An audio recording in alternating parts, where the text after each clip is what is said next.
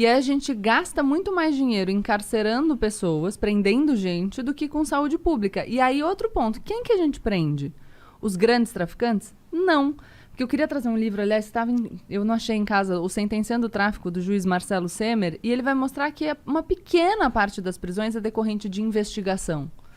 O resto é policial militar na rua, prisão em flagrante. Você pega um cara jovem, primário, coloca na cadeia, cumprindo pena, e aí, enfim, ele acaba integrando uma das facções criminosas. Aqui tem o livro A Guerra, do Bruno Paes Manso, A Ascensão do PCC, fala um pouco disso. E você perde essa pessoa. Então, você, achando que você está combatendo violência, você acaba produzindo mais violência. É um contrassenso à política. Você dá material humano pro tráfico, exatamente. Né? Porque o cara vai pra cadeia, já tem a ficha então, suja. A questão é, a gente precisa pensar. Outra coisa, tempo de polícia. O uso de drogas segue sendo crime. Tá? Ele não é punido com pena de prisão, mas... Já fui algemado, já fui pra cadeia. E você tem que assinar o termo circunstanciado, né? O Igor foi lá na DENARC comigo, porque a gente, né... Pior que é, estamos sendo investigados pelo DENARC. Estão sendo investigados? É. Por quê? Porque a gente fuma tabaco orgânico. Dele. Mas aí você percebe? E, então, todo um dinheiro, gasto público, direcionado para isso... É, incentivo, talvez. Gasto público direcionado para isso, enquanto a gente não consegue punir nem 10% dos homicídios no Brasil. Bom, não tem uma estatística que 40% das pessoas que estão presas não foram julgadas ainda? Muitas das pessoas... Não é meio absurdo isso? Pra mim parece um absurdo, crime contra a humanidade isso aí. É um absurdo isso, mas aí a gente tá falando de uma outra questão. Claro. Que tem a ver com lei de drogas também, porque a maioria dos presos em flagrante permanece preso, então tá preso cautelarmente até o final do processo. Mas se a gente pensar em total de população carcerária, você vai ter mais de 40% de presos por crimes relacionados a drogas. Você tem na população carcerária feminina 60%. E, de novo, não é o grande traficante. Então, é uma peça substituível. Sim. O que eu tô falando é, nós estamos gastando dinheiro, Enxugando a gente está gelo. gastando tempo de polícia e não está produzindo resultados. Então, a única coisa que eu enfim, defendo é que a gente pense com racionalidade. Cara, bora debater. Não precisa concordar comigo não, cara, mas não tá funcionando. Só que sem medo, não adianta a gente debater, tipo, não posso falar sobre esse assunto, porque a gente não sai do lugar. Bom, a gente conversando com o Eduardo Bolsonaro sobre essas paradas aí, ele disse que a principal razão pra ele ser... Não sei se era a principal razão, mas uma das razões pra ele ser contra, tipo, legalização ou descriminalização era que ia botar na rua um monte de gente, porque o cara não pode ficar preso por conta dessa parada de um crime que nem existe mais. Abolicio crimes. E aí ele falou também que... Mas aí a questão é... Olha, eu sou contra a descriminalização porque vai botar na rua pessoas. Então você é contra a descriminalização porque você é contra que essas pessoas fiquem na rua, ponto. Porque se você acha que o crime não deveria existir, não te interessa o pretérito. E aí vem o que ele falou depois. O que ele falou depois é o seguinte, muito mais... Por exemplo, às vezes a gente pega... Não tô falando que eu concordo, beleza? Tô relatando. Claro. Ele disse que às vezes a gente pega um cara que cometeu outros crimes e a gente consegue prender ele porque ele tava com droga. E aí a gente consegue botar ele na cadeia. Então, às Caralho, vezes... mas... Não, desculpa, o cara tá falando, o Estado é ineficiente e não consegue fazer o que a gente tem que fazer, então a gente precisa dar um jeitinho, um jeitinho que a gente... Cara, mas aí, desculpa, gente. A falha do argumento tá nele mesmo, nos dois. Sim. Não faz nenhum sentido. Então, mas aí a gente foi conversando sobre isso um tempo e não avançamos. Mas... Que bom. Que não vai mudar a ideia do Eduardo Bolsonaro sobre drogas ao vivo num programa, né? Mas é importante a gente poder debater para as pessoas que estão escutando. Eu acho. Eduardo, talvez eu tenha falado merda, mas é isso que eu me lembro. Mas é muito complexo o assunto, né, cara? O foda é a galera, tipo, jogar qualquer coisa de orelhada sem estudar a fundo, porque é um assunto delicado demais, né? Mexe com a vida das pessoas. E outra, você não precisa dar um passo gigante. Eu aceito pequenos passos. Primeiro é uma coisa. Você não precisa... e você não precisa descriminalizar. A gente não conseguiu ainda nem julgar o recurso que está no Supremo para descriminalizar a conduta de porte para uso pessoal. Então tem muito a percorrer. Pode e aí, crer. se a gente estiver falando de mercado de cannabis agora, um mercado que se apresenta como muito promissor. Vocês estavam falando de investimento em poupança. A gente está falando dessa corrida, o green, né? Que é a corrida por esse tipo de mercado.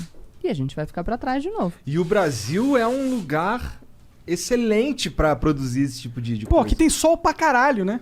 Eu nem, assim, Eu nem conheço tantos dados de, enfim, como muito seria sol. a produção aqui. Mas, de qualquer maneira... não, a gente tem muito chão e essa porra nasce em qualquer lugar. Assim, eu nem fumo maconha. Mas eu acho uma burrice fodida várias coisas, sabe? Esse lance aí do... Primeiro que assim, todo esse lance de proibir maconha tem a ver com encarcerar os caras mesmo, né? Não tem muito a ver com... trouxe aqui o livro do Henrique Carneiro, Drogas, a História do Proibicionismo. Posso indicar um podcast? Claro. Tem um podcast dele na Ilustríssima, uma conversa Ilustríssima da Folha de São Paulo, bem legal. Ele explica as origens do proibicionismo e por que era uma lei direcionada para uma tentativa de criminalizar grupos. É. E aí a substância foi o meio que eles encontraram. Total. Sim.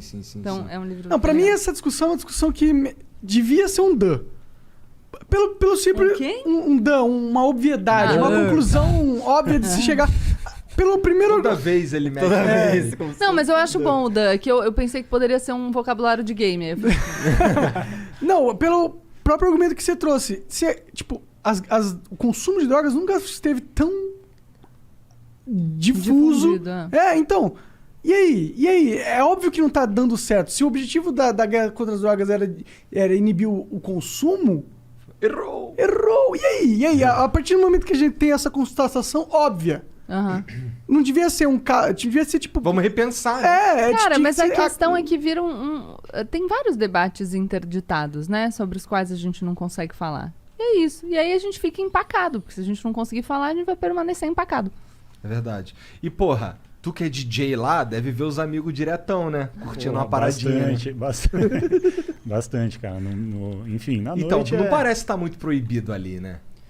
Então, Com todo respeito aí os amigos que curtem. A parada é essa, que a gente acabou de falar aqui. A proibição é uma proibição meio que para inglês ver, né? As drogas são proibidas, mas qualquer pessoa sei lá, no WhatsApp ou qualquer coisa, um segundo o cara arruma o que ele quiser. Então, Cara, um segundo. é uma proibição que não funciona.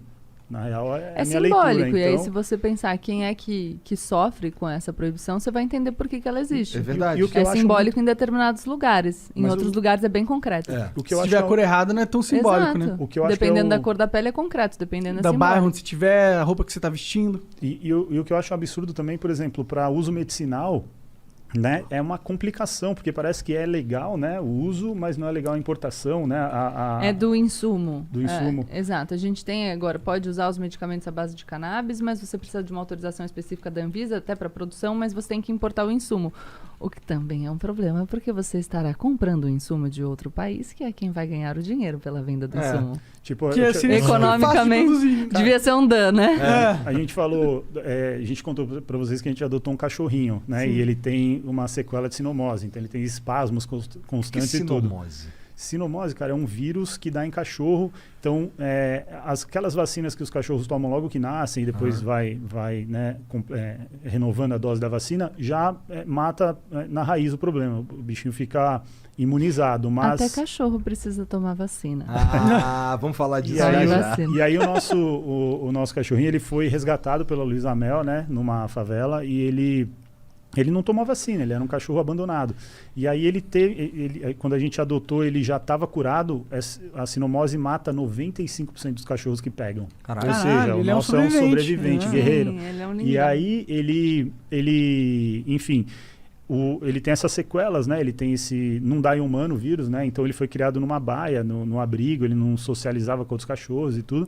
E um dos tratamentos que ameniza essas sequelas, porque ele fica tremendo, cara, a gente estava vendo, a cada 1,5 segundo, ou seja, a cada 1,5 segundo ele tem um espasmo, um tique. E aí também, porque é um problema no sistema nervoso, e a patinha dele também fica meio manca.